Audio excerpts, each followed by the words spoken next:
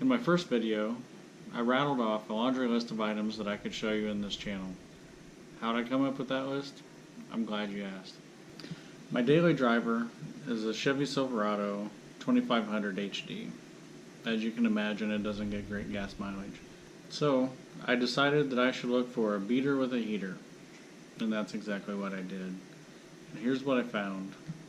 I was looking on OfferUp, and I found this gem. A 1992 Ford Escort GT. Teal and everything.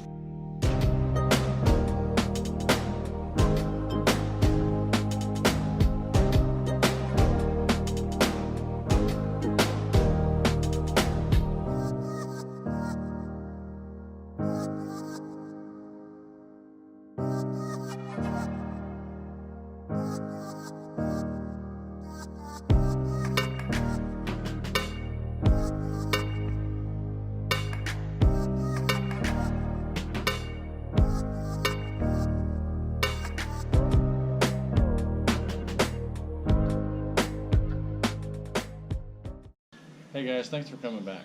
I'll be working on a 92 Ford Escort. I'll be taking the wheels off, taking a look at the brakes, inspect them, and see what parts we need to order.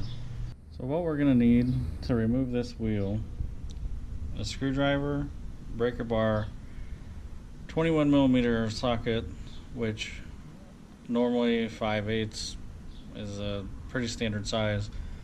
That doesn't fit these lug nuts for some reason, and the 4-jack. You could use the jack out of the trunk of your car if you'd like, if that's the only thing you have available. 4-jacks are just a little easier to use, a little bit faster, and also I like to keep my hands clean, so we're going to use some gloves. First thing we're going to do is we're going to pop this center cap out.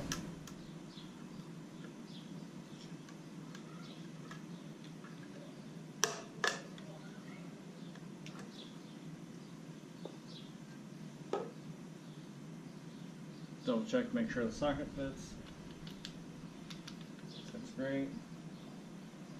And take our breaker bar, and we're going to do this before we actually jack the car up, so the car doesn't try to roll.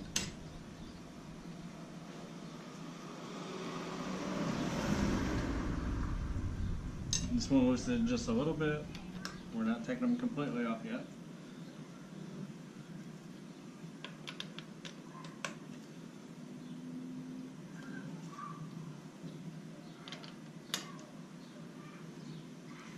Once you've gotten them broke loose, we can position the jack.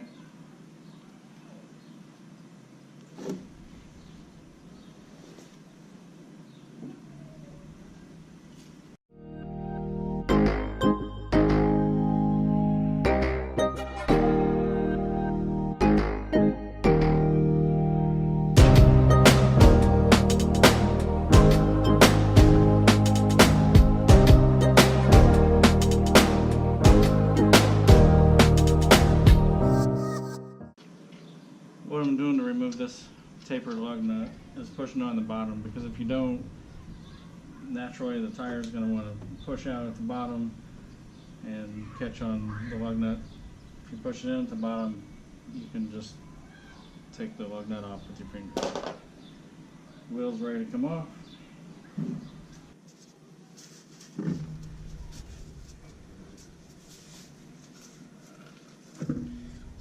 There you are.